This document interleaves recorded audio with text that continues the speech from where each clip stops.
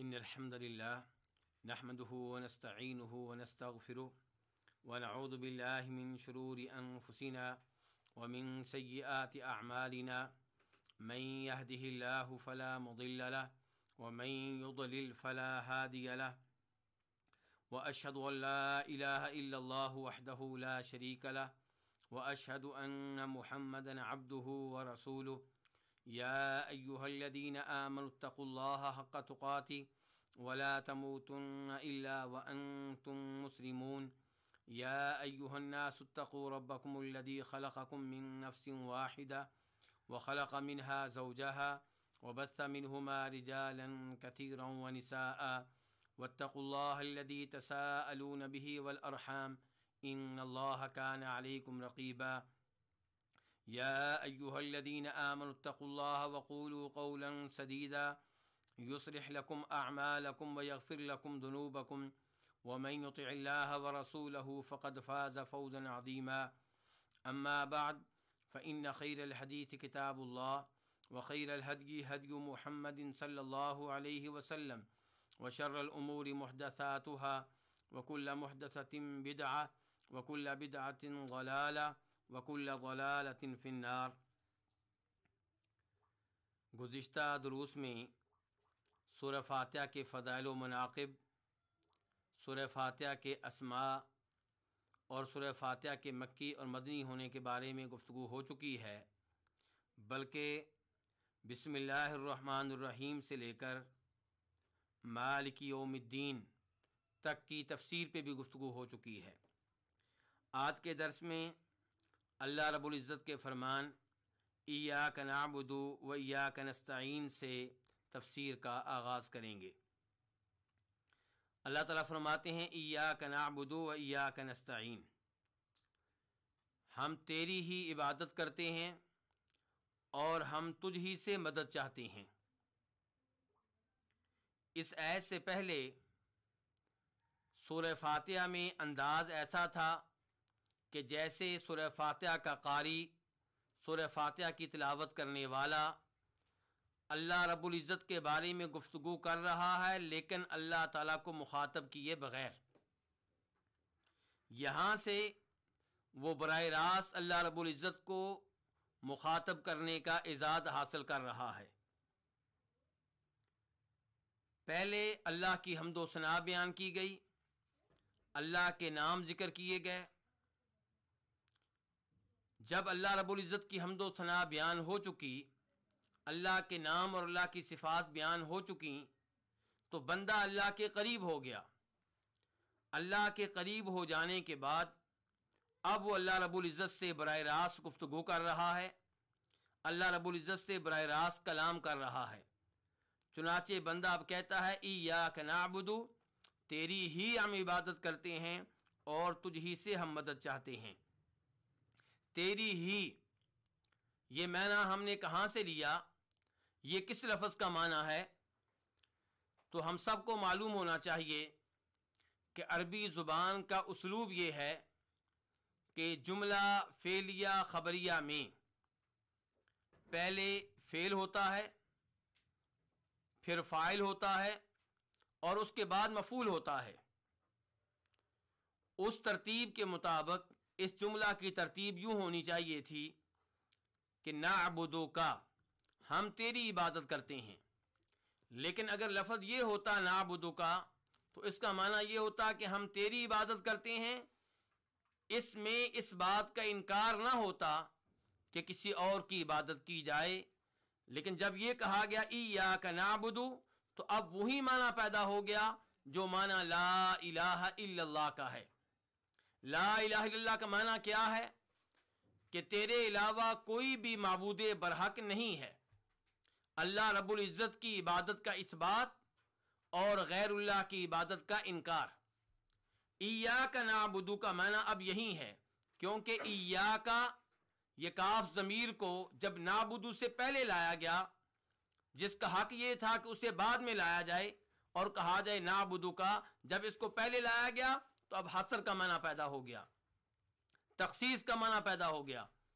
اب معنی ہے ایاک نعبد، کہ ہم صرف اور صرف تیری عبادت کرتے ہیں، یعنی کہ تیرے علاوہ کسی اور کی عبادت نہیں کرتے، نہ کریں گے۔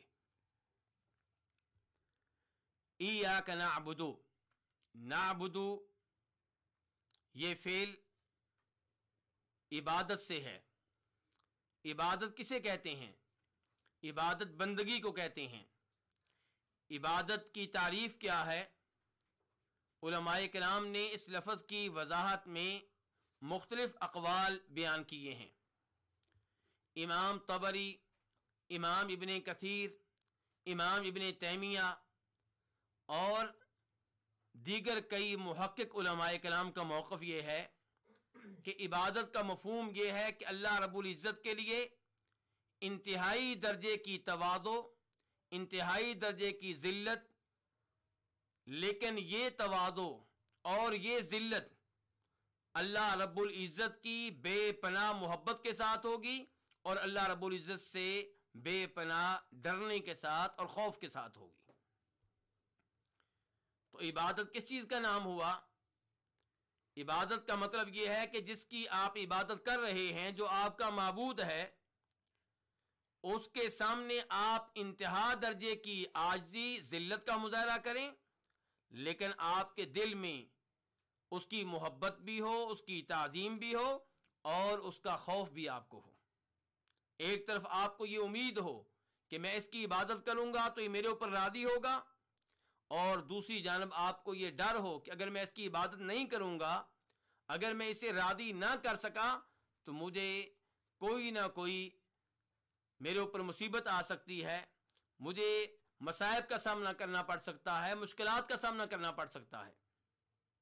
امام ابن تیمیہ رحمہ اللہ آسان الفاظ میں ایک اور مقام پہ عبادت کی تعریف کرتے ہوئے کہتے ہیں: العبادت اسم جامع لکل ما یحبہ اللہ ویرضا من الاقوال والافعال الظاہرۃ والباطنہ، کہ عبادت ایسا لفظ ہے جو جامع قسم کا لفظ ہے، جو بہت سی چیزوں کو شامل ہے، جس میں بہت سی چیزیں داخل ہو جاتی ہیں۔ کیا کیا چیزیں داخل ہو رہی ہیں؟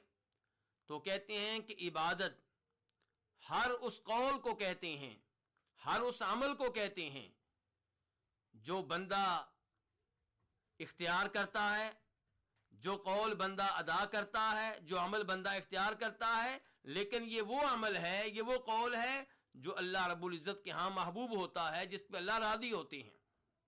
وہ قول اور عمل ظاہری ہو یا باطنی، تو یہ ہے عبادت امام ابن تیمیہ رحمہ اللہ کے نزدیک۔ تو اس سے ہمیں کیا سمجھ میں آیا؟ اس سے ہم کیا جان سکے؟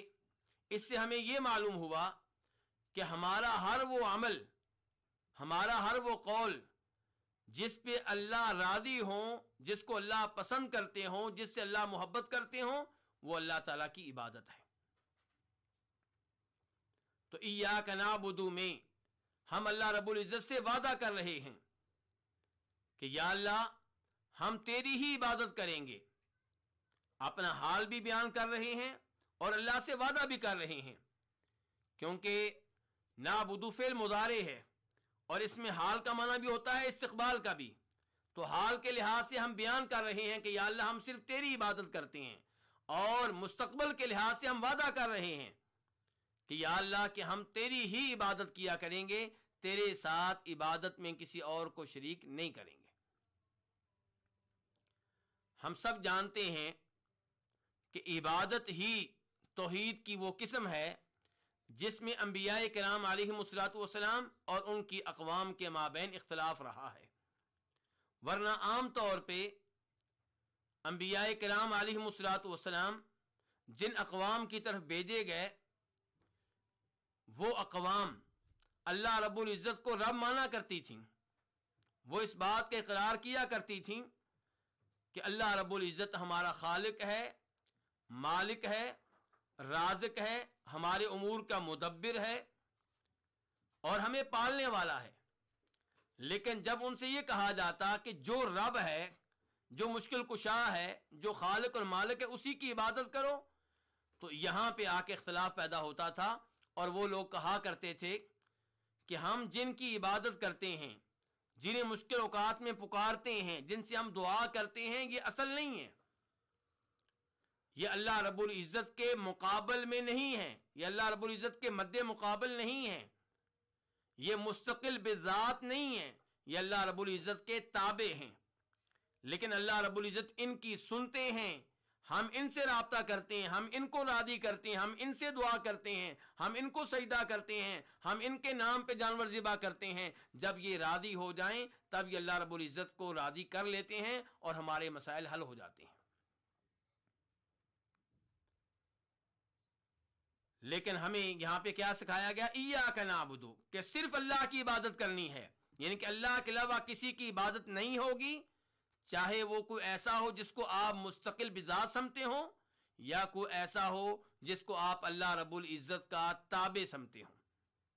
گویا کہ انبیاء کرام علیہم الصلوۃ والسلام اور اللہ کے اولیاء اور صالحین کی عبادت نہیں ہوگی، انہیں مشکل اوقات میں پکارنا غلط ہوگا جبکہ وہ فوت ہو چکے ہوں، قبروں میں جا چکے ہوں۔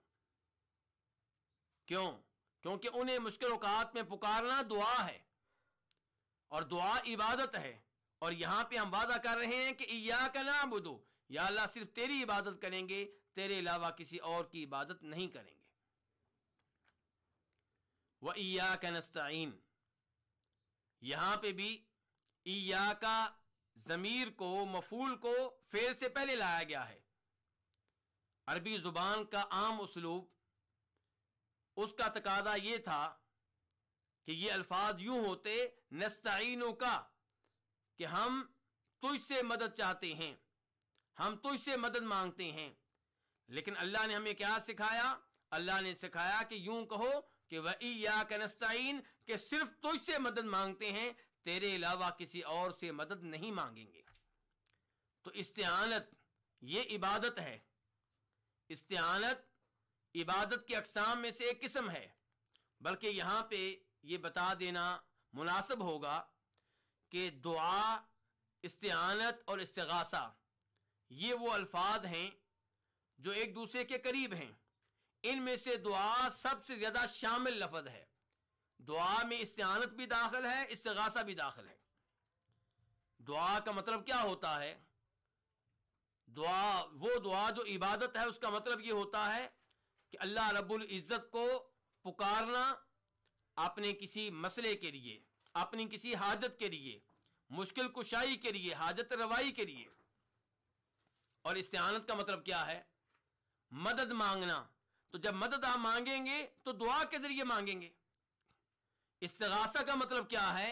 مشکل اوقات میں اللہ رب العزت کو پکارنا مدد کے لیے۔ تو جب آپ استغاثہ کریں گے تب بھی آپ دعا کریں گے۔ اب اس استعانت اور استغاثہ میں کیا فرق ہے؟ استعانت کا مطلب ہے مدد مانگنا، اور استغاثہ کا مطلب یہ ہے کہ مشکل اوقات میں اللہ کو مدد کے لیے پکارنا۔ اور استغاثہ میں ایک مفہوم یہ بھی پایا جاتا ہے کہ آپ اللہ کو پکار رہے ہوں گے بلند آواز سے، آپ چیخو پکار کر رہے ہوں گے۔ تو استغاثہ استعانت میں داخل ہے، اور استعانت اور استغاثہ دونوں دعا میں داخل ہیں۔ تو دعا عبادت ہے۔ ترمذی شریف کی صحیح حدیث ہے، نبی علیہ السلام فرماتے ہیں دعا هو العبادہ، کہ دعا عبادت ہے، بلکہ ایک روایت کے الفاظ ہیں کہ دعا افضل ترین عبادت ہے۔ افسوس سے کہنا پڑتا ہے کہ لوگ قبر والوں کو پکارتے ہیں، فوت شدہ انبیاء کرام علیہم السلام کو پکارتے ہیں، یا ایسے انبیاء کرام علیہم السلام اور اولیاء کو پکارتے ہیں جو غائب ہوتے ہیں۔ مثال کے طور پہ عیسیٰ علیہ السلام دنیا میں موجود نہیں ہیں، آسمانوں پہ ہیں، عیسائی انہیں پکارتے ہیں مدد کے لیے۔ تو انبیاء کرام علیہم السلام کو، اولیاء کو، صالحین کو، جو قبروں میں جا چکے، جو فوت ہو چکے، یا جو یہاں پہ موجود نہیں ہیں، جن سے رابطہ ممکن نہیں ہے، انہیں اللہ رب العزت کی طرح پکارنا، ان سے دعا کرنا، مدد مانگنا، یہ کیا ہوگا؟ یہ عبادت میں ان کو اللہ کے ساتھ شریک کرنا ہوگا، اور یہ درست نہیں ہے۔ لیکن افسوس سے کہنا پڑتا ہے کہ پاک و ہند میں بہت سے لوگ اصحاب قبور کو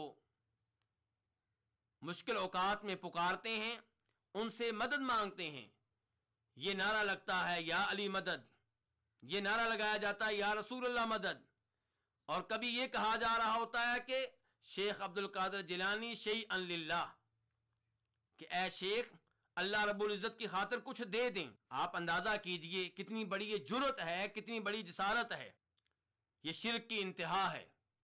جب انسان توحید کی صراط مستقیم کو ترک کرتا ہے تو انسان ایسے ہی گمراہی کی اتھاہ گہرائیوں میں جا گرتا ہے۔ اور کہا یہ جاتا ہے کہ یہ انبیاء اور یہ اولیاء علیہم الصلوۃ والسلام یہ اصل نہیں ہے، یہ عون الہی کا مظہر ہیں، یہ اللہ کی مدد کا ایک مظہر ہیں۔ ہم ان کو اصل نہیں سمجھتے، ان کا امداد کرنا اللہ رب العزت کی طرف سے امداد ہے۔ جبکہ قرآن حکیم پڑھ لیں، نبی علیہ الصلوۃ والسلام کی احادیث کا مطالعہ کر لیں تو آپ کو معلوم ہوگا کہ یہی وہ شرک ہے جو مکہ والے کرتے تھے۔ لات ایک آدمی کا نام ہے، عبداللہ ابن عباس فرماتے ہیں رضی اللہ تعالیٰ عنہما، اس روایت کے مطابق جسے امام بخاری بیان کرتے ہیں کہ لات ایک نیک آدمی تھا جو حاجیوں کی خدمت کیا کرتا تھا، انہیں ستو پلایا کرتا تھا۔ جب وہ فوت ہو گیا تو اس کے نام پہ ایک پتھر قائم کر دیا گیا، ایک بت قائم کر دیا گیا، اس کی یادگار قائم کر دی گئی۔ نوح علیہ الصلوۃ والسلام کی قوم میں بھی شرک ایسے ہی ہوا۔ ان کے جو 5 بزرگ تھے، ان کے جو 5 تن پاک تھے، ان کا نام قرآن حکیم میں آیا ہے، وَقَالُوا لَا تَذَرُنَّ آلِهَتَكُمْ وَلَا تَذَرُنَّ وَدًّا وَلَا سُوَاعًا وَلَا يَغُوثَ وَيَعُوقَ وَنَسْرًا۔ یہ 5 ان کے بزرگ ہیں، یہ انسان تھے، ان کے ولی تھے، فوت ہو گئے تو ان کے نام پہ یادگاریں قائم کر دی گئیں۔ لوگ وہاں پہ آتے اور وہاں پہ آ کے اللہ رب العزت کی عبادت کرتے۔ ایک نسل ختم ہوئی، دوسری نسل بھی چلی گئی، تو بعد والے لوگوں کے ذہنوں میں شیطان نے یہ ڈالا کہ تمہارے بڑے آ کر انہی کو سجدہ کرتے تھے، ان کے سامنے ہاتھ پھیلاتے تھے، ان سے دعا کرتے تھے، مشکل اوقات میں انہی کو پکارتے تھے۔ حالانکہ پہلی نسل وہاں پہ آ کر انہیں نہیں پکارتی تھی، وہ اللہ سے دعا کرتے تھے، لیکن وہاں پہ آ کر، اسی لیے ہمارے نبی علیہ الصلوۃ والسلام نے قبروں کے پاس آ کر سجدہ کرنے سے روکا ہے، چاہے وہ سجدہ اللہ تعالیٰ کے لیے ہو۔ آپ نے قبروں کو سجدہ گاہیں بنانے سے روکا ہے۔ آپ کے باقاعدہ الفاظ ہیں، صحیح حدیث ہے کہ اللہ کی لعنت ہو یہودیوں اور عیسائیوں پہ کہ انہوں نے اپنے انبیاء علیہم الصلوۃ والسلام اور اپنے صالحین کی قبروں کو سجدہ گاہیں بنا لیا تھا۔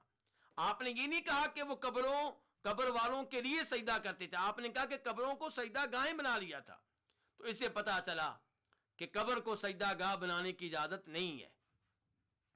تو یہی کام نوح علیہ السلام کی قوم نے کیا تو شرک میں مبتلا ہوئے، اور شرک نے اتنی جڑ پکڑ لی کہ نوح علیہ السلام نے اس شرک سے روکنے کے لیے اپنی زندگی کے 950 سال صرف کر دیے، لیکن رزلٹ کیا نکلا کہ وَمَا آمَنَ مَعَهُ إِلَّا قَلِيلٌ، کہ ان پہ ایمان لانے والے تھوڑے تھے۔ اسی لیے ہماری شریعت نے ان راستوں سے روکا ہے، ان ذرائع سے روکا ہے جو شرک کا سبب بن سکتے ہیں۔ کئی چیزیں ایسی ہیں جو شرک نہیں ہوتی لیکن شرک کا ذریعہ بن سکتی ہیں، ہماری شریعت نے ان سے بھی روک دیا ہے۔ تو آج یہ جو کہا جاتا ہے کہ ہم انبیاء کو اور اولیاء کو پکارتے ہیں تو یہ ان کو مستقل بذات نہیں سمجھتے۔ مستقل بذات سمجھیں شرک تب ہوتا ہے جب ہم یہ سمجھیں کہ اللہ نہ چاہے تو تب بھی وہ مدد کر سکتے ہیں، تب شرک ہوگا۔ جبکہ ہم یہ سمجھتے ہیں کہ وہ مدد کرتے ہیں اللہ کے چاہنے سے، اللہ کی مشیت سے، لیکن یہ سب کچھ قرآن و حدیث کے خلاف ہے۔ قرآن تو یہ کہتا ہے کہ وَمَنْ أَضَلُّ مِمَّنْ يَدْعُو مِن دُونِ اللَّهِ مَن لَا يَسْتَجِيبُ لَهُ إِلَى يَوْمِ الْقِيَامَةِ وَهُمْ عَنْ دُعَائِهِمْ غَافِلُونَ، کہ اس سے بڑا گمراہ کون ہوگا جو اللہ کے علاوہ کسی اور کو پکارتا ہے، کسی اور سے دعا کرتا ہے، جس سے دعا کرتا ہے اس کا یہ حال ہے کہ قیامت تک اس کی پکار کا جواب نہیں دے سکتا، اس کی دعا کو قبول نہیں کر سکتا۔ اللہ تعالی ہمیں یہ بتائیں کہ وَمَا أَنْتَ بِمُسْمِعٍ مَّن فِي الْقُبُورِ، کہ جو بھی قبروں میں ہیں انہیں آپ اپنی آواز نہیں سنا سکتے۔ اللہ نے یہاں پہ کیا کہا ہے؟ من کے لفظ میں سب آ جاتے ہیں، انبیاء کرام علیہم الصلوۃ والسلام بھی اولیاء بھی، صالحین بھی، شہداء بھی، نیک بھی، بد بھی، مرد بھی، عورتیں بھی، جو بھی قبر میں چلا گیا اللہ تعالیٰ کہہ رہے ہیں تم اسے اپنی آواز نہیں سنا سکتے سوائے اس آواز کے جس کا ثبوت کسی حدیث سے مل گیا. مثال کے طور پہ حدیث میں آتا ہے کہ جب تم مردے کو دفن کر کے واپس آ رہے ہوتے ہو تو تمہارے قدموں کی آہٹ سنتا ہے. اس کے علاوہ کیا اصول ہے کہ جو بھی قبروں میں ہیں انہیں آپ اپنی آواز نہیں سنا سکتے. نبی علیہ الصلوۃ والسلام نے بدر میں قتل ہونے والے مشرکین کو اپنی آواز سنائی جبکہ وہ قتل ہو چکے تھے، تو یہ آپ کا معجزہ تھا. یہ عام اصول نہیں ہے، یہ اصولوں سے ہٹ کر تھا. اور معجزے دلیل ہوا کرتے ہیں کسی نبی کے نبی ہونے کی، یعنی کہ معجزہ دلیل ہوتا ہے کہ واقعی یہ نبی سچا ہے دعوی نبوت میں. ورنہ معجزہ کو معجزہ کہتے اسی لیے ہیں کہ یہ کام کو اور نہیں کر سکتا. تو عام اصول کیا ہے کہ جو بھی قبروں میں ہیں انہیں آپ اپنی آواز نہیں سنا سکتے. عام اصول کیا ہے؟ انک لا تسمع الموتى، کہ فوت شدگان کو آپ اپنی آواز نہیں سنا سکتے. عام اصول کیا ہے؟ ان الذين تدعون من دون الله عباد امثالكم فادعوهم فليستجيبوا لكم ان كنتم صادقين. جن کو بھی اللہ کے علاوہ پکارتے ہو، اللہ تعالیٰ کہہ رہے ہیں جن کو بھی پکارتے ہو اللہ کے علاوہ وہ تمہاری طرح کے بندے ہیں. ہمارے پاک و ہند میں لوگ کہتے ہیں کہ جو آیتیں تم ہمارے لیے پڑھتے ہو وہ تو بتوں والی ہیں. یہاں پہ اللہ تعالیٰ کہہ رہے ہیں جن کو تم میرے علاوہ پکارتے ہو عباد، وہ بت نہیں کہا، فرمایا بندے ہیں تمہاری طرح کے، یعنی کہ بشر ہونے کے لحاظ سے وہ تمہاری طرح ہیں. مقام کے لحاظ سے ہو سکتا ہے کوئی بندہ نبی ہو سکتا ہے کوئی ولی ہو، کوئی شہید ہو، لیکن بہرحال وہ بشر ہیں. تو فرمایا ان کو تم پکارتے ہو، اگر تم ان کو پکارنے میں سچے ہو تو تمہاری پکار کا جواب دیں. تو کہنے کا مطلب یہ ہے کہ فوت شدگان کو اور جو قبروں میں دفن ہو چکے انہیں پکارنا مستقل بذات سمجھ کر یا اللہ تعالیٰ کا تابع سمجھ کر دونوں طرح غلط ہے.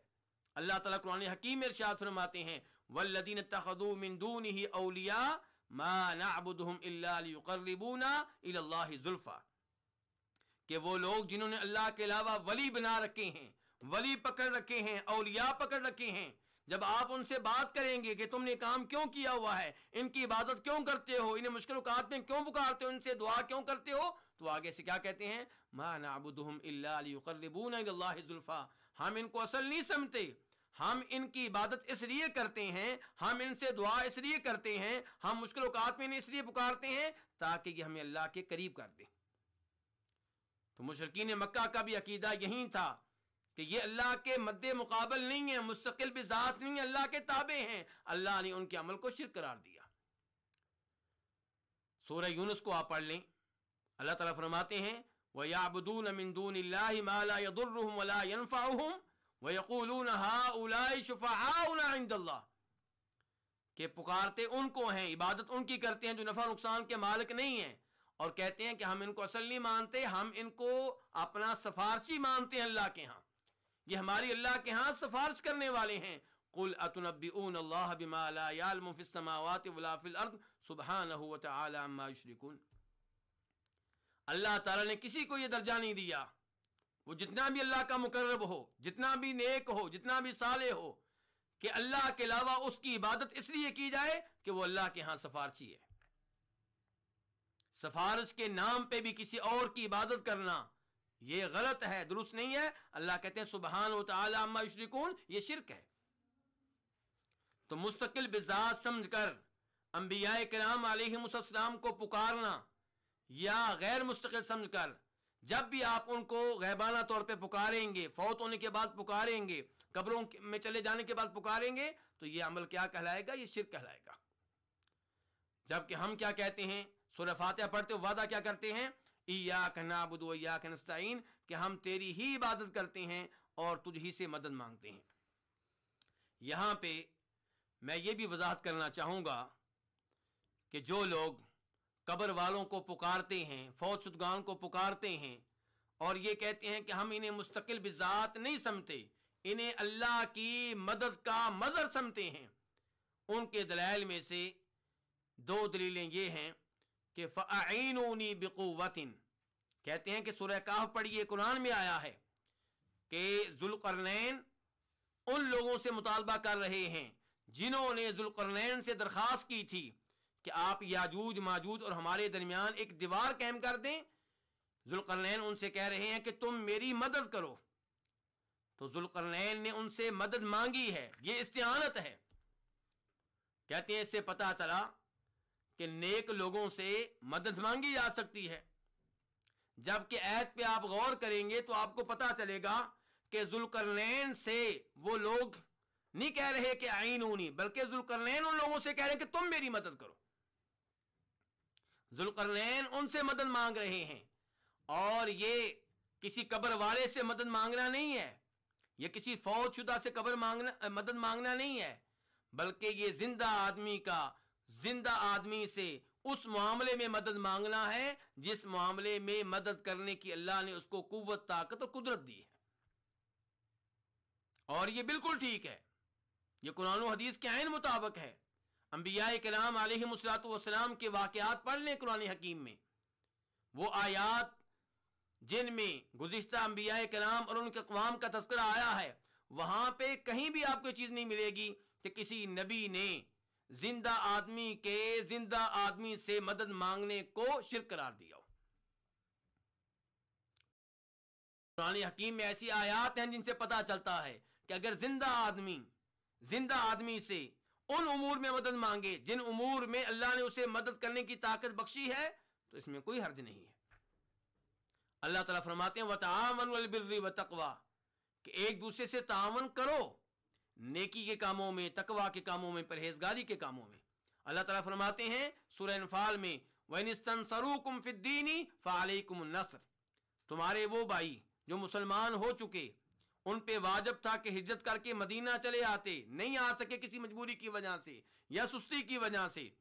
اگر کبھی تم سے مدد مانگیں دین کے معاملے میں تو تم پہ واجب ہے کہ ان کی مدد کرو. اللہ کہہ رہے ہیں اگر وہ تم سے مدد مانگیں تو مدد کرو. یہ نہیں کہا کہ مدد مانگیں تو مدد نہ کرو کیونکہ تم سے مدد مانگ کے وہ مشرک ہو گئے.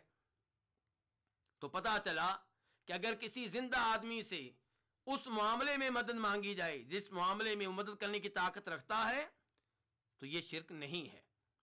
قرآن حکیم میں ہے سورہ قصص میں فَاسْتَغَاثَهُ الَّذِي مِنْ شِيعَتِهِ عَلَى الَّذِي مِنْ عَدُوِّهِ کہ موسیٰ علیہ السلام سے مدد مانگی ان کی قوم کے ایک آدمی نے کس کے خلاف؟ فرعون کی قوم کے ایک آدمی کے خلاف. اور لفظ کیا ہے؟ استغاثہ، فریاد کی، مدد کے لیے پکارا، مدد کے لیے چیخو پکار کی. تو اس کو اللہ رب العزت نے شرک قرار نہیں دیا. تو اس سے پتہ چلا کہ اگر زندہ آدمی سے اس معاملے میں مدد مانگی جائے جس معاملے میں اللہ نے اسے مدد کرنے کی طاقت بخشی ہے تو یہ شرک نہیں ہے. لیکن اگر زندہ آدمی سے بھی ان معاملات میں مدد مانگی جائے جو رب کے خصائص میں سے ہیں، جو ربوبیت کے خصائص میں سے ہیں تو غلط ہوگا. مثال کے طور پہ زندہ آدمی سے کہنا مجھے بیٹا دو، یعنی کہ اپنا بیٹا نہیں بلکہ مجھے بیٹا دو جیسے اللہ بیٹا دیتا ہے، اس انداز سے اسے کہنا تو یہ کیا ہوگا؟ یہ شرک ہوگا.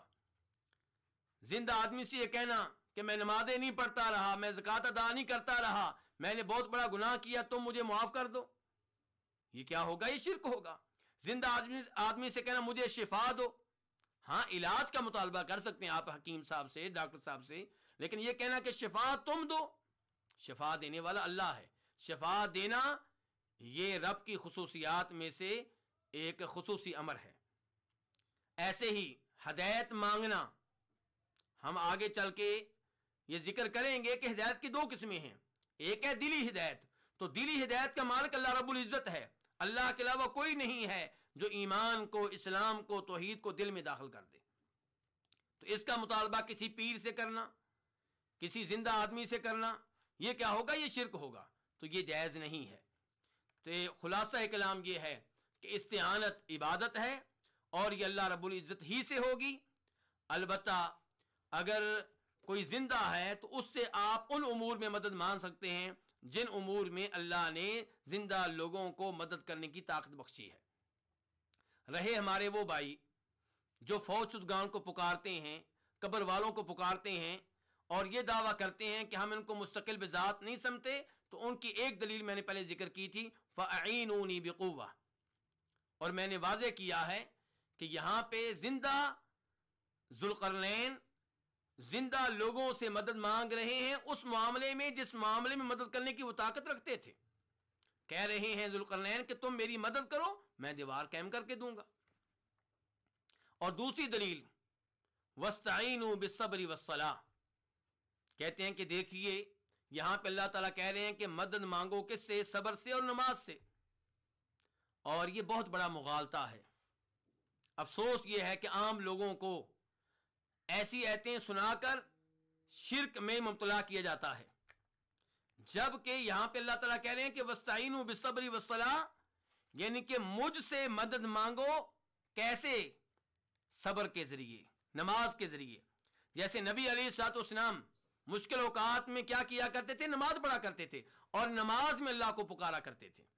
تو ہم سے کہا جا رہا ہے کہ جب تم پہ مشکل اوقات آئیں، جب تم پہ مصائب آئیں تو نماز شروع کر دو، نماز میں اپنے رب کو پکارو، نماز میں رب سے مدد مانگو. سجدے میں جب تم اپنی پیشانی زمین پہ رکھ دیتے ہو، اللہ کے بہت قریب ہوتے ہو، تب اللہ تعالیٰ سے رابطہ کرو. یعنی کہ صبر اور نماز اس آیت میں مستعان نہیں ہیں، ان سے مدد نہیں مانگی جا رہی، مستعان بھی ہیں. تو مستعان کون ہے؟ اللہ رب العزت. اور قبر والے جو فوت ہو چکے نہ وہ مستعان ہیں نہ مستعان بھی ہیں. مدد کرنے والا بھی اللہ، اور اللہ سے مدد لینے میں وہ سبب بھی نہیں ہے، کیونکہ اللہ تعالیٰ بیان کر رہے ہیں تم انہیں اپنی آواز نہیں سنا سکتے. اللہ کہہ رہے ہیں وَهُمْ عَنْ دُعَائِهِمْ غَافِلُونَ، تمہاری دعا سے غافل بے خبر لا علم ہے. اللہ رب العزت سے دعا ہے کہ اللہ رب العزت ہمیں سورہ فاتحہ اور خصوصاً ایاک نعبد و ایاک نستعین کی تفسیر صحیح معنوں میں سمجھنے کی توفیق بخشے. جس آدمی نے اس آیت کو صحیح معنوں میں سمجھ لیا وہ شرک سے دور رہے گا، اور جو اس کو صحیح معنوں میں نہیں سمجھ سکا اس کے بارے میں خطرہ ہے کہ اس آیت کو پڑھنے کے باوجود، اس کا ترجمہ جاننے کے باوجود وہ شرک میں مبتلا ہو جائے گا. اللہ رب العزت ہمیں ہر طرح کے شرک سے محفوظ رکھے. اس کے بعد اللہ رب العزت ارشاد فرماتے ہیں اہدنا الصراط المستقیم صراط الذین انعمت علیہم غیر المغضوب علیہم ولا الضالین. اہدنا الصراط المستقیم سے باقاعدہ طور پہ دعا کا آغاز ہو رہا ہے. اسی لیے اس حدیث میں آتا ہے جس حدیث میں نبی صلی اللہ علیہ وسلم یہ بیان کرتے ہیں کہ اللہ رب العزت سورہ فاتحہ کی ان آیات کی تلاوت پہ جب کہ ہم انہیں نماز میں پڑھتے ہیں، بندہ تلاوت کرتا ہے، بندہ دعا کرتا ہے اور اللہ تعالیٰ جواب دیتے ہیں. مثال کے طور پہ جب ہم کہتے ہیں الحمدللہ رب العالمین تو اللہ تعالیٰ فرماتے ہیں حمیدنی عبدی، میرے بندے نے میری حمد و ثنا بیان کی ہے. اور جب ہم کہتے ہیں الرحمن الرحیم کہ اللہ رب العزت بہت مہربان ہے، نہایت رحم کرنے والا ہے، تو اللہ تعالیٰ فرماتے ہیں اثنا علی عبدی، میرے بندے نے میری ثنا بیان کی ہے. اور جب ہم کہتے ہیں مالک یوم الدین، اللہ تعالیٰ روز جزا کا مالک ہے، تو اللہ تعالیٰ فرماتے ہیں مجدنی عبدی، میرے بندے نے میری تعظیم کی ہے، میری عظمت بیان کی ہے.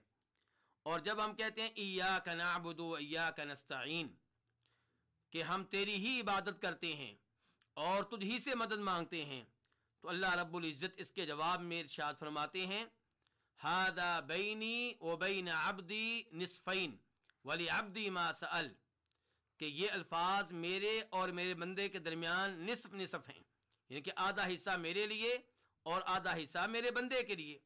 یعنی کہ بندہ جب کہتا ہے کہ یا اللہ ہم تیری عبادت کرتے ہیں تو عبادت کس کی ہوتی ہے؟ اللہ رب العزت کی.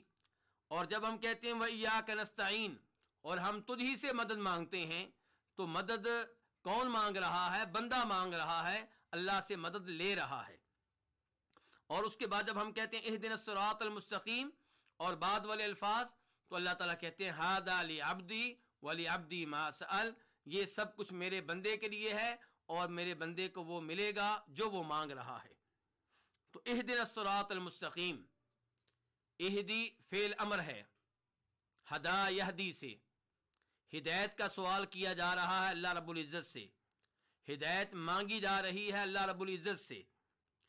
تو ہم کیا کہتے ہیں؟ اہدنا، اے اللہ ہمیں ہدایت دے، ہماری رہنمائی فرما۔ ہدایت کس چیز کی؟ الصراط المستقیم، سیدھے راستے کی ہدایت۔ اے اللہ ہم تو اس سے سیدھے راستے کا سوال کرتے ہیں۔ اے اللہ ہمیں سیدھے راستے کی توفیق دے۔ اے اللہ سیدھا راستہ ہمارے دلوں میں ڈال دے۔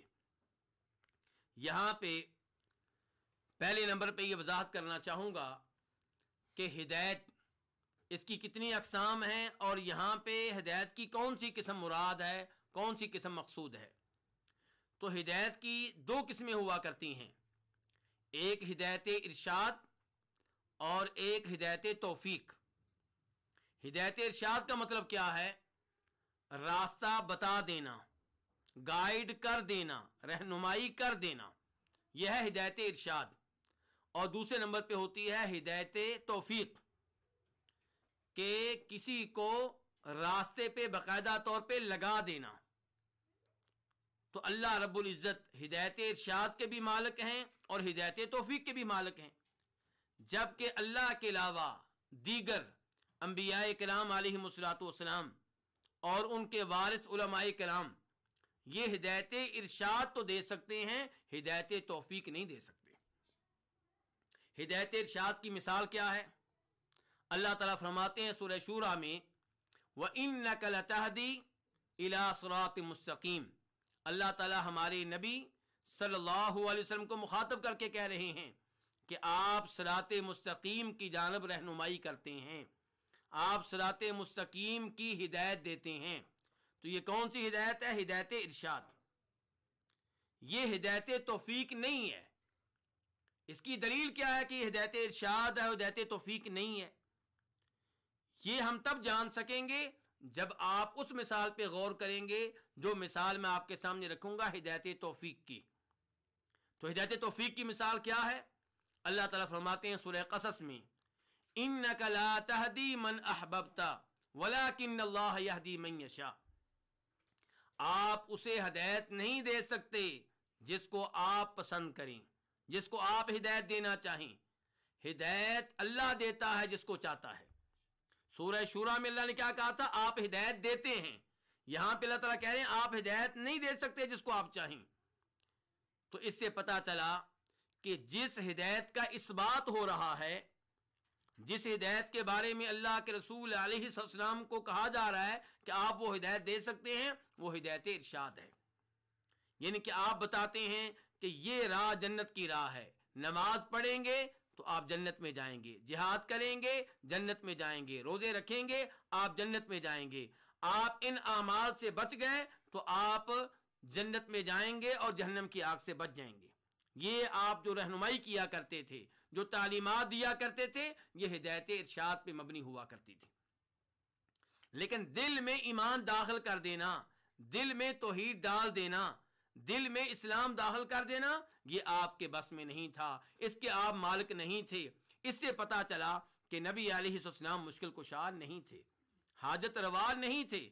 اسی لیے تو آپ اپنے سگے چچا ابو طالب کے دل میں ایمان، اسلام، توحید داخل نہیں کر سکے۔ آپ نے بہت کہا کہ چچا یا عمی قل لا الہ الا اللہ کلمۃ احاج لک بہا عند اللہ، چچا آپ لا الہ الا اللہ کہیں، یہ ایسا لفظ ہے اگر آپ نے ادا کر دیا، یہ ایسا کلمہ ہے اگر آپ نے بول دیا تو میں اللہ رب العزت کے ہاں آپ کی شفاعت کرنے کے قابل ہو جاؤں گا۔ اب آپ کیا کہہ رہے ہیں کہ چچا آپ کلمہ پڑھ دیں میں شفاعت کرنے کے قابل ہو جاؤں گا، یہ آپ ہدایت دے رہے ہیں۔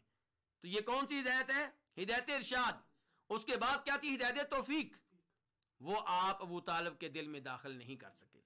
اپنے چچا کی رہنمائی کرتے رہے، ہدایت ارشاد دیتے رہے، ہدایت توفیق آپ کے ہاتھ میں نہیں تھی، تو آپ اس لیے پریشان بھی ہوئے۔ ابو طالب نے کہا کہ میں اسی دین پہ فوت ہو رہا ہوں جو عبد المطلب کا دین تھا، میرے باپ دادا کا دین تھا۔ آپ روتے ہوئے باہر نکلے اور اپنے چچا کے لیے دعائیں شروع کر دیں، ابو طالب کے لیے دعائیں کرتے رہے، کیونکہ آپ کو معلوم تھا کہ ابو طالب نے آپ کا بہت ساتھ دیا ہے۔ اگرچہ کلمہ نہیں پڑھا، آپ کا کلمہ نہیں پڑھا، آپ کا دین اختیار نہیں کیا، لیکن آپ کا دفاع بہت کیا، بطور بتیجا آپ سے بڑی محبت کی، لیکن اللہ رب العزت نے ارشاد فرمایا انک لا تہدی من احببت ولکن اللہ یہدی من یشاء، آپ جس کو چاہیں، جو آپ کو پسند ہو، اسے آپ ہدایت دے دیں، ایسا نہیں ہوتا۔ تو یہ جس ہدایت کی نفی ہو رہی، کون سی ہدایت ہے؟ ہدایت توفیق۔ اور جس کا اس بات تھا وہ کیا تھا؟ ہدایت ارشاد۔ تو اہدنا الصراط المستقیم۔ اب سوال پیدا ہوگا، یہاں پہ ہم اللہ تعالیٰ سے کہہ رہے ہیں کہ ہمیں صراط مستقیم کی ہدایت دے، تو یہ ہدایت کی کون سی قسم ہے؟ حافظ ابن کثیر رحمہ اللہ کہتے ہیں کہ یہاں ہدایت کی دونوں قسمیں مراد ہیں۔ یہاں ہم اللہ تعالیٰ سے ہدایت ارشاد بھی مانگ رہے ہیں اور ہدایت توفیق بھی مانگ رہے ہیں۔ ہم اللہ تعالیٰ سے یہ بھی سوال کر رہے ہیں کہ ہمیں وہ تعلیمات مل جائیں، ہمیں وہ آیتیں سمجھ میں آ جائیں، ہمیں وہ احادیث سمجھ میں آ جائیں جن کے ذریعے، جن پہ عمل کر کے جنت میں جایا جا سکتا ہے، اور پھر ہمیں ان پہ عمل کرنے کی توفیق بھی مل جائے، وہ ہمارے دلوں میں داخل ہو جائیں، وہ ہمارے دلوں میں گھر کر لیں۔ تو اہدنا الصراط المستقیم، ہمیں ہدایت دے کس چیز کی؟ صراط مستقیم کی۔ تو یہ دونوں ہدایت مراد ہیں، ہدایت ارشاد بھی، ہدایت توفیق بھی۔ الصراط، الصراط کس کو کہتے ہیں؟ واضح قسم کے راستے کو۔ امام طبری رحمہ اللہ فرماتے ہیں کہ علماء تفسیر کا اس بات پہ اتفاق ہے کہ الصراط سے مراد وہ راستہ ہے جس میں کوئی کجی نہ ہو، جس میں کوئی ٹیڑھا پن نہ ہو، تو یہ واضح راستہ، اور المستقیم سیدھا۔ تو اب مانا کیا ہو گیا؟ صراط المستقیم وہ راستہ جو بالکل سیدھا ہے، جو ہمیں جنت میں لے جائے، اے اللہ تجھ تک پہنچا دے، جنت تک پہنچا دے۔ تو الصراط المستقیم سے مراد پھر کیا چیز ہے؟ لفظی معنی تو ہم نے جان لیا کہ سیدھا راستہ، بالکل سیدھا راستہ، بالکل واضح راستہ۔ تو یہ کون سا راستہ ہے؟ اس بارے میں علماء کرام کے کئی ایک اقوال ہیں۔ ایک قول یہ ہے کہ اس سے مراد قرآن کریم ہے۔ دوسرا قول یہ ہے کہ اس سے مراد قرآن کریم کی بجائے کیا ہے؟ اسلام ہے۔ پہلا قول تھا کہ اس سے مراد قرآن کریم ہے، دوسرا قول یہ ہے کہ اس سے مراد اسلام ہے، اور تیسرا قول یہ ہے کہ اس سے مراد حق ہے۔ تین قول ہو گئے۔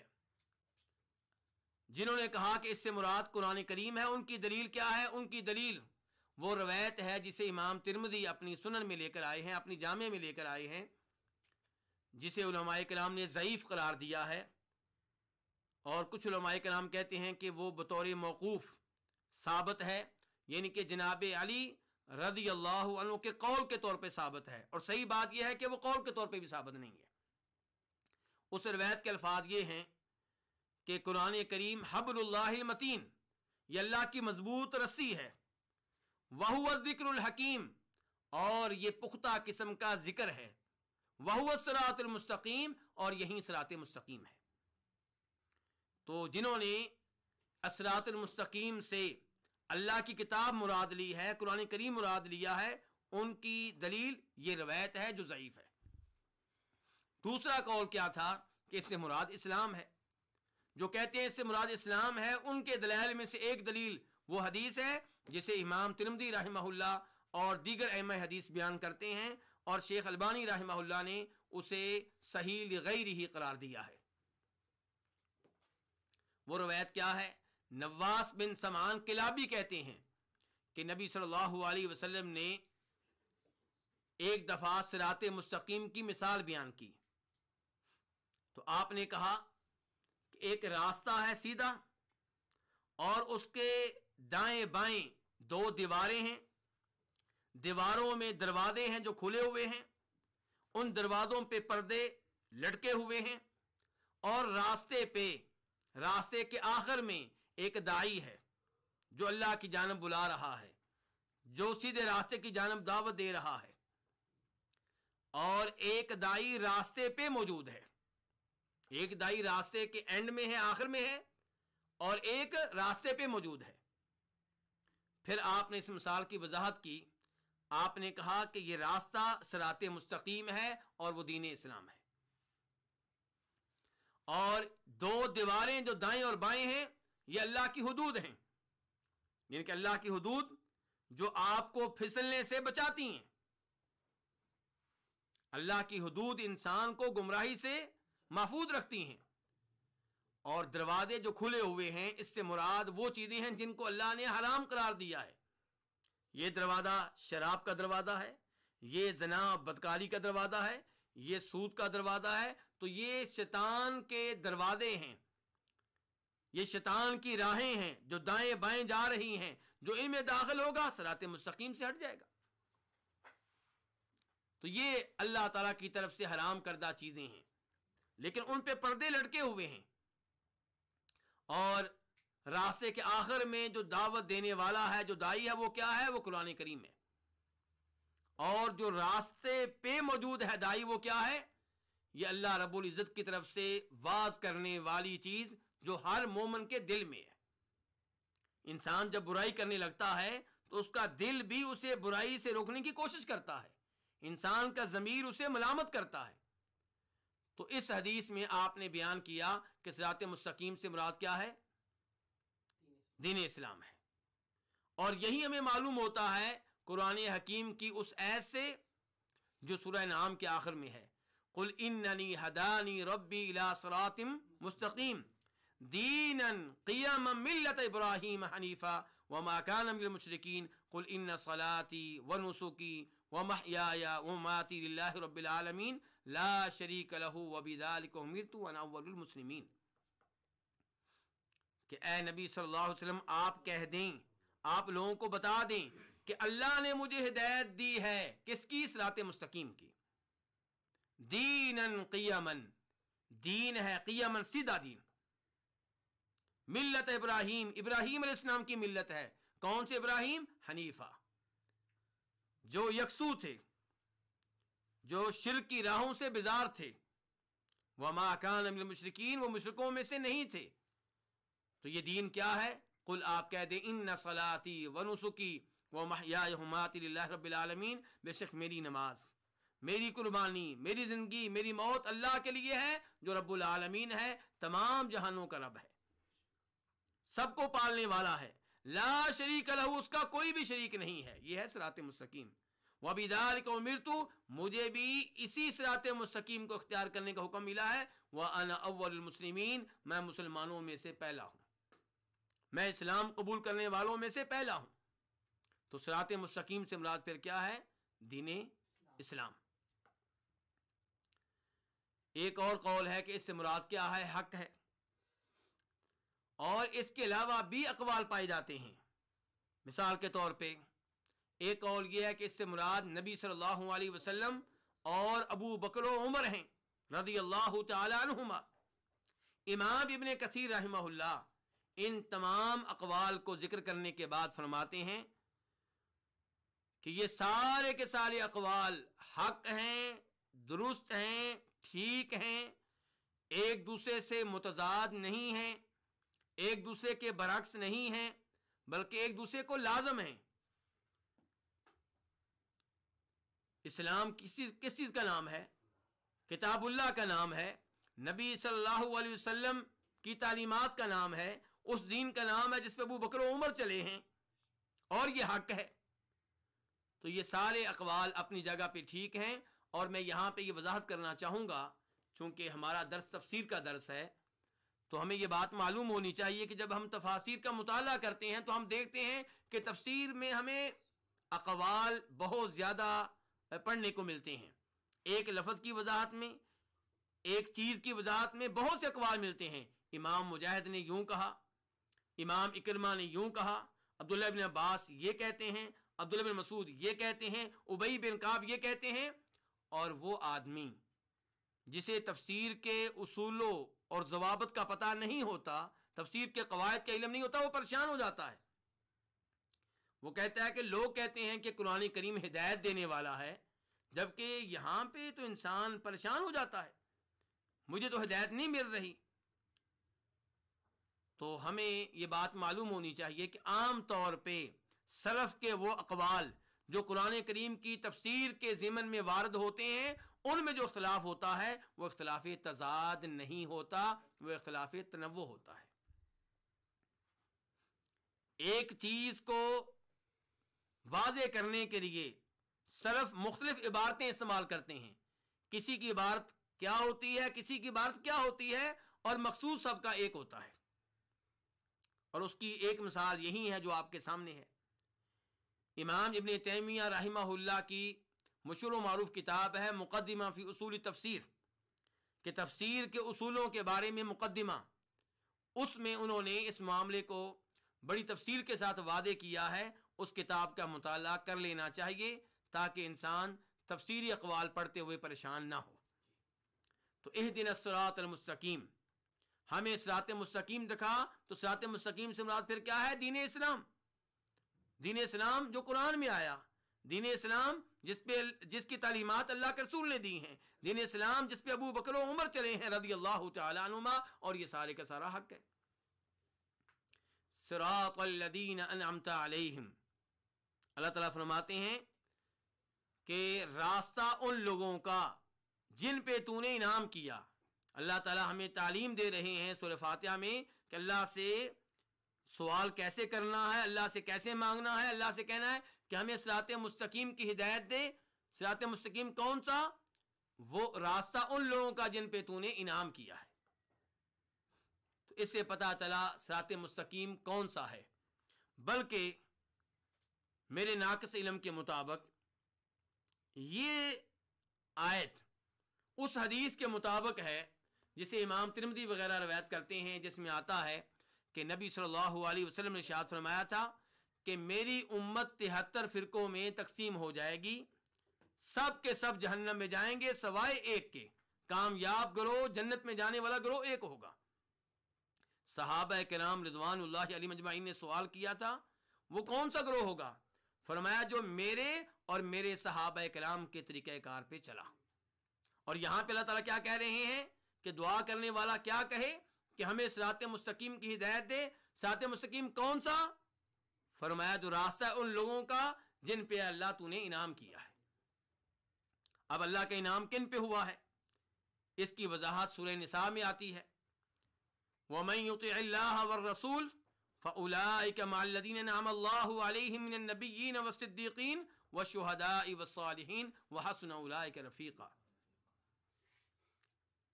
کہ جن پہ اللہ کا انعام ہوا وہ کون ہے؟ نبیین، انبیاء کرام علیہم السلام، صدیقین جو اللہ رب العزت کی طرف سے نازل کردہ ہر چیز کی تصدیق کیا کرتے تھے، جو انبیاء کرام علیہم السلام کے ہر قول اور ان کی ہر حدیث کی تصدیق کیا کرتے تھے۔ اور ان میں سر فہرست ہیں جناب ابو بکر صدیق رضی اللہ تعالی عنہ، اور عمر فاروق بھی صدیق ہیں، جناب عثمان بھی صدیق ہیں، جناب علی بھی صدیق ہیں۔ والشہداء والصالحین، اور صالحین، تو یہ چار لوگ جو ہیں یہ وہ ہیں جن پہ اللہ کا انعام ہوا ہے۔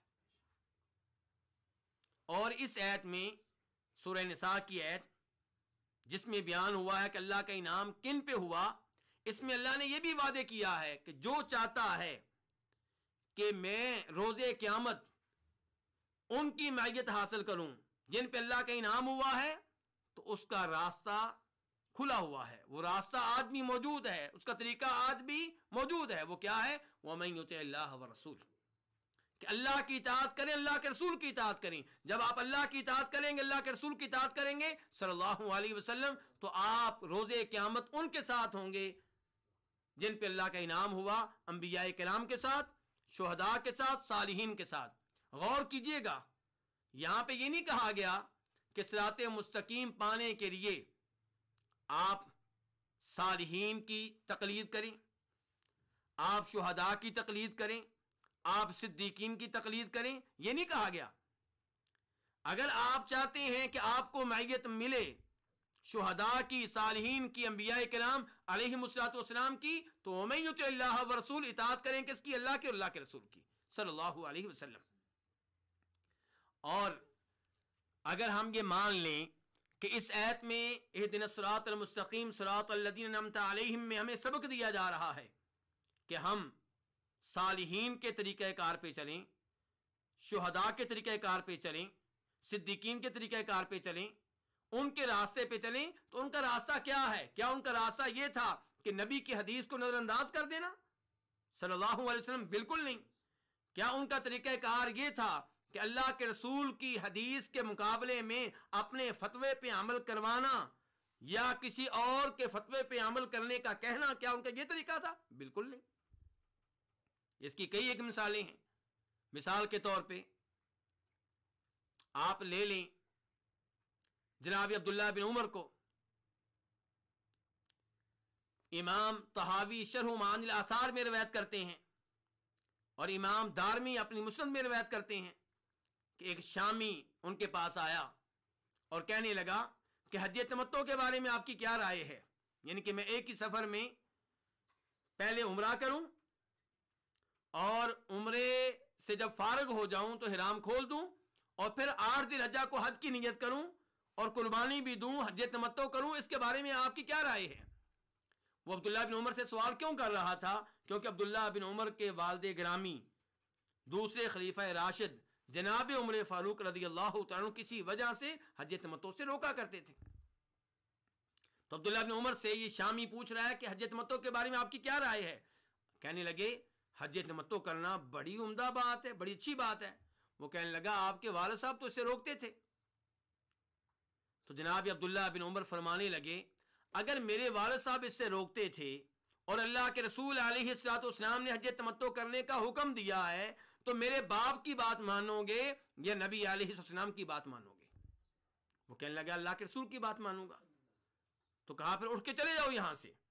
تو عبداللہ بن عمر نے یہاں پہ اپنے والد کی رائے کو نبی علیہ السلام کی رائے کے سامنے اہمیت نہیں دی بلکہ نظر انداز کر دیا۔ اور یہی صورتحال ہمیں ملتی ہے عبداللہ بن عباس کے قول سے۔ عبداللہ بن عباس حج تمتع کی ترغیب دے رہے ہیں۔ عروہ بن زبیر فرمانے لگے عبداللہ تم لوگوں کو حج تمتع کی ترغیب دے رہے ہو؟ ابو بکر و عمر ان کے پاس تم سے کہیں زیادہ علم تھا، وہ تو حج تمتع سے روکا کرتے تھے۔ تو عبداللہ بن عباس نے کیا کہا تھا؟ عبداللہ بن عباس نے فرمایا تھا کہ مجھے خدشہ ہے کہ کہیں تمہارے اوپر اللہ رب العزت کی طرف سے پتھروں کا عذاب نازل نہ ہو جائے۔ میں تم سے کہہ رہا ہوں کہ اللہ کے رسول علیہ السلام نے یوں کہا، حج تمتع کی ترغیب دی، حج تمتع کا حکم دیا، اور تم اس کے مقابلے میں ابو بکر و عمر کا فتویٰ، ان کا قول پیش کر رہے ہو۔ تو صحابہ کرام کا طریقہ کار یہ ہے۔ اللہ تعالیٰ کہہ رہے ہیں اہدنا الصراط المستقیم صراط الذین انعمت علیہم، کہ دعا کرنے والا کہے کہ یا اللہ ہمیں صراط مستقیم کی ہدایت دے، اور صراط مستقیم راستہ ہے ان لوگوں کا جن پہ تو نے انعام کیا ہے۔ تو جن پہ اللہ نے انعام کیا ہے وہ قرآن پہ عمل کرنے والے تھے، نبی علیہ السلام کی احادیث پہ عمل کرنے والے تھے، اور قرآن و حدیث کے مقابلے میں اپنے اقوال کو، اپنے بزرگوں کے اقوال کو، اپنے والد کے اقوال کو نظر انداز کرنے والے تھے۔ صراط الذین انعمت علیہم غیر المغضوب علیہم ولا الضالین، راستہ ان لوگوں کا جن پہ تو نے انعام کیا ہے، ان لوگوں کا نہیں جن پہ تیرا غضب ہوا۔ راستہ ان لوگوں کا جن پہ تیرا انعام ہوا ہے، جن پہ تیرا غضب نازل نہیں ہوا، جن پہ غضب نازل نہیں ہوا، اور نہ ہی وہ جو گمراہ ہیں۔